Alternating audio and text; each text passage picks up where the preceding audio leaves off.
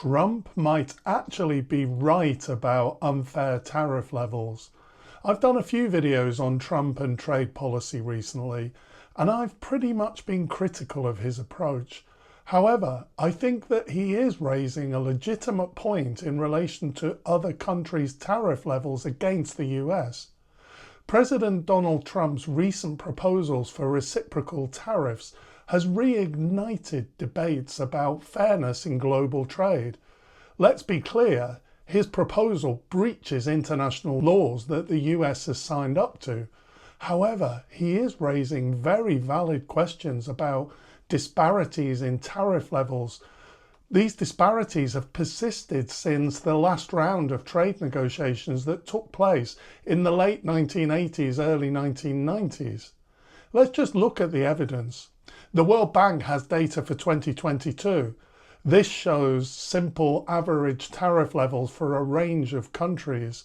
India, Argentina and Brazil have average tariff levels of around 12 to 14%, while the US has 3% and the UK 4%. When we look more at tariff levels broken down by sector, we can see that the disparities for particular products can be significantly bigger. Analysis done for the US and India shows, for example, that India charges 38% on agricultural and food products from the US, while the US charges equivalent Indian products only 5%. Disaggregating even further to more specific products, we can see that there are some very large gaps. For example, on alcohol and wines, India charges US products 125%.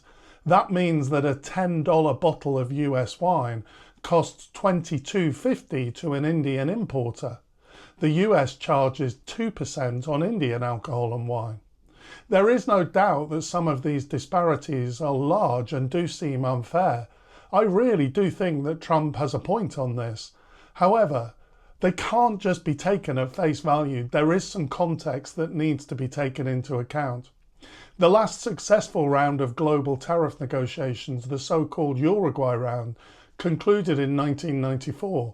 It was successful in reducing the average tariffs for all countries, and it also expanded the scope of trade rules to include services, intellectual property and investment. We can say that the tariff disparities were not arbitrary.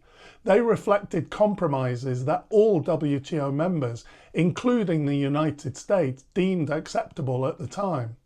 Developing nations were allowed to maintain higher tariffs on certain goods, but in exchange, they made significant concessions in new areas like intellectual property and services, domains where developed nations had more to gain.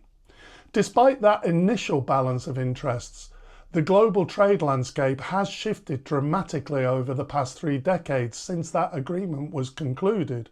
Further attempts at negotiations have consistently stalled, and it's certainly true that emerging economies like China and India have grown significantly and that they've benefited from higher tariff protection on their own market while gaining access to developed markets. It's understandable that countries like the US, which maintains very low tariffs on most goods, would feel that this is unfair. Trump's critique does tap into a legitimate issue here: the lack of progress in addressing outdated tariff structures. The disparities he's highlighted are real, and they've been exacerbated by decades of inaction on multilateral trade reform. We don't know the detail of his reciprocal tariffs plan. I'm not sure that it's actually a good plan. It is possible that it will create more problems than it solves, but we have to concede that he is raising a legitimate point. If you enjoyed this video, please consider liking and subscribing. Thanks for watching, and I'll see you next time.